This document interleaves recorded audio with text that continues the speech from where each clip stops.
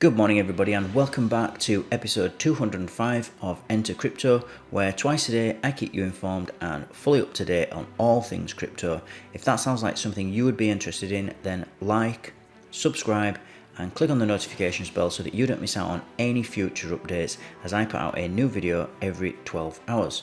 So the story of the morning is from CoinDesk's features section, and it's titled US Crypto Firms Eye Overseas Move Amid Regulatory Uncertainty.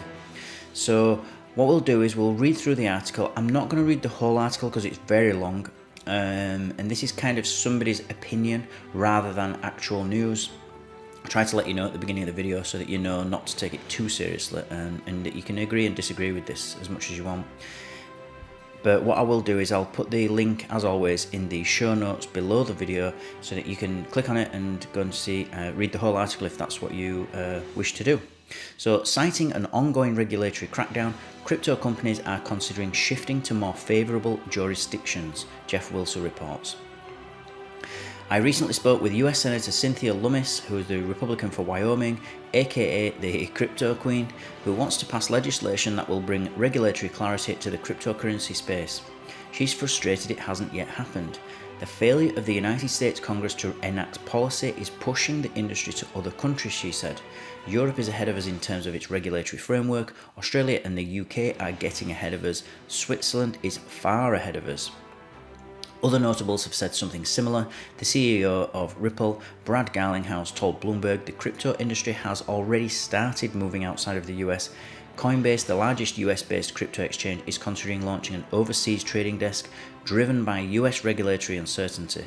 Circle, the issuer of the USDC stablecoin, is opening a new office in Paris because, as Circle's chief strategy officer has said, France is increasingly seen as a leader in crypto.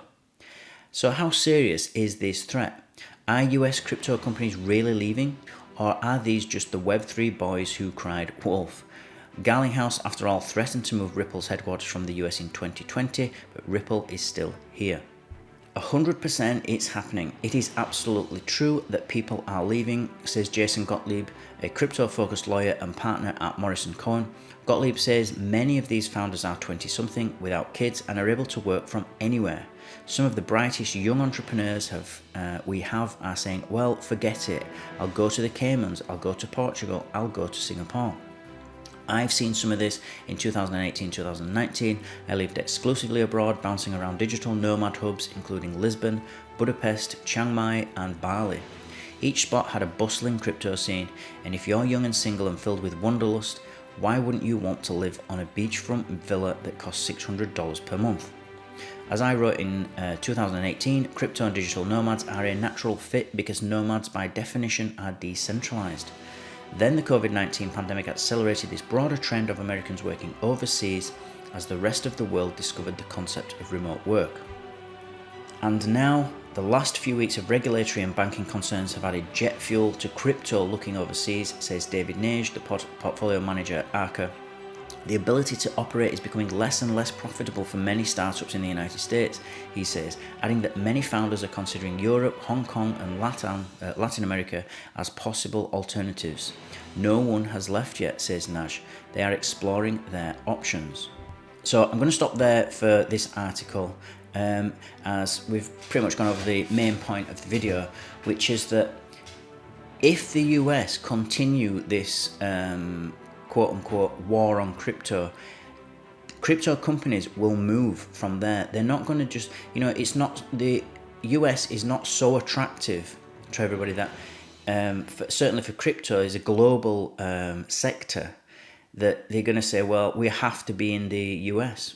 They don't have to be anywhere. They can be anywhere and everywhere. That's the whole idea behind crypto, and that's the whole decentralized idea. And let's not forget that 94% of transactions that happen in crypto happen outside the US. So it's a very small percentage of the transactions actually happen in the US from or to.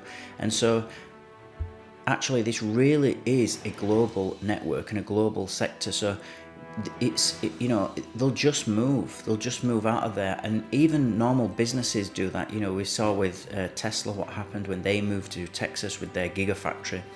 And crypto is no different, except it's even more likely to move, if you ask me, because Tesla has real jurisdictions it has to respect, and it's a sort of a brick and mortar business, whereas crypto doesn't. We can go anywhere. There are literally satellites. There are satellites that are running the Bitcoin protocol and mining blocks on satellites going around the earth. That's how decentralized it is. So how are you going to switch that off? How are the governments going to regulate that? Because it's very, very difficult. The best thing, in my opinion, that any government can do is to embrace this technology. It's not a force for evil, it's a force for good. And it's here to, the problem with governments is that they don't want us to control our own money. It's a real threat to them. They have been in charge since the dawn of time. Whether it's been gold, whether regulated gold, although gold is kind of quite decentralized, it doesn't have an issuer like the euro or the dollar does, as Bitcoin doesn't have an issuer either. The network issues new Coinbase transactions, new fresh, what we call it, virgin Bitcoin, if you will, to the network, to anybody that finds the mining reward or the block reward. And so there's no entity or organization or government that's in charge. And so governments are just not used to this. I've said this before on this channel, and so they just don't know what to do with it. And each country seems to be slightly more ahead of than the other ones. And we've also got the mix of CBDCs, which is the government's idea of blockchain, where they regulate. It's their kind of programmable money that they can do, switch on and switch off, and tell you what to spend and what you can't spend. And that'll obviously be linked to the dollar, the euro, the yen, whichever government it is that's issuing that CBDC. And that's why Switzerland is so far ahead, because they make crypto-friendly rules, and Malta too. Malta also is very crypto-friendly. Portugal is another one. And so people in blockchain and crypto will just move there. Like it said in this article, the majority of people in crypto, the developers and the programmers and the coders, they're all young. They're all in the late teens and 20s. They can go anywhere. They don't have kids, they don't have wives, they don't have to stay in any particular place, so they don't need to stay around where the children are in school or something like that, because they don't have kids. They can go absolutely anywhere.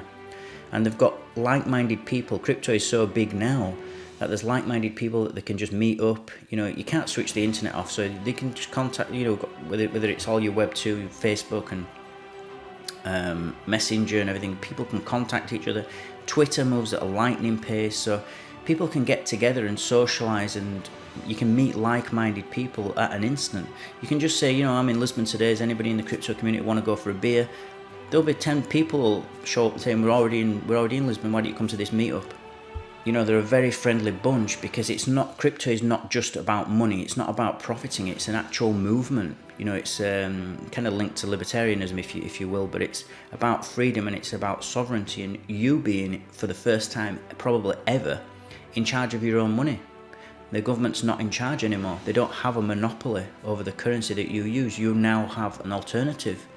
You can start to say, well, if I want to buy some eggs, or I want to buy from this shop, all that needs to happen is the shopkeeper just needs to accept it. And if they're willing to accept it, you can buy it. And there's nothing the government can do about it. Nothing.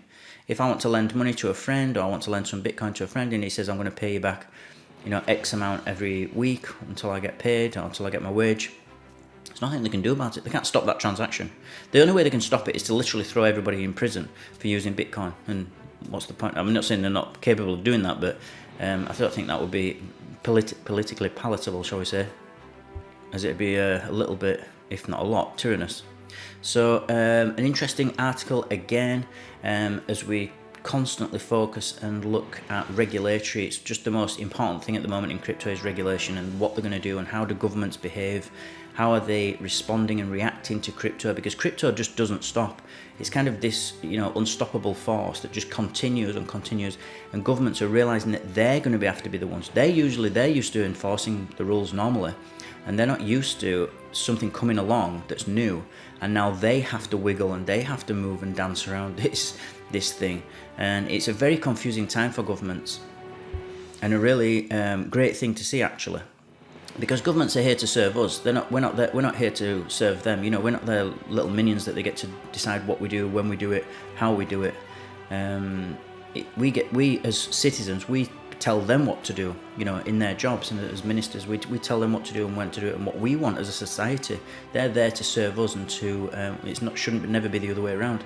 And if we can separate money from the state, then we have a real chance, because we will hold the value. Then the government will not be able to print into oblivion. They will not be able to give that, you know, hand over that hidden tax to us. They'll have to actually be responsible with money, because they won't be able to make more. You can't make more Bitcoin, you can't make more gold. If they have to subscribe to these rules, which I suspect they're going to have to eventually, then they'll be playing by our rules, because they'll be incentivized to. They will not be able to just get into more debt and then pass it on to future generations, so our children and them working for nothing and our grandchildren working for even less to pay off a debt, simply because they could not be fiscally responsible, because they could not, for example, just spend less money. Start being strict. You know, the government needs to work on its spending. And they're not. They're just spending the same amount, if not more, and then printing more. And it's just this never-ending cycle of where we're just going to pay for everything now and push that debt onto future generations. And it's terrible. You know, it's going to be terrible for us in the future. It's going to be for the people that are alive today. It's going to be even worse for our children, and it's going to be, who knows what it's going to be for our grandchildren. Hopefully crypto will have taken off by then, and we won't be in that situation. So really cool things, really interesting things going on at the moment. That's what I've got for you today. Remember, everybody, to please subscribe to the channel. As always, guys, thank you for watching, thank you for listening. Join my team and I'll keep you updated on all things crypto every 12 hours. Don't forget to smash the like button if you feel you got value from this video, and I'll see you all in 12 hours time.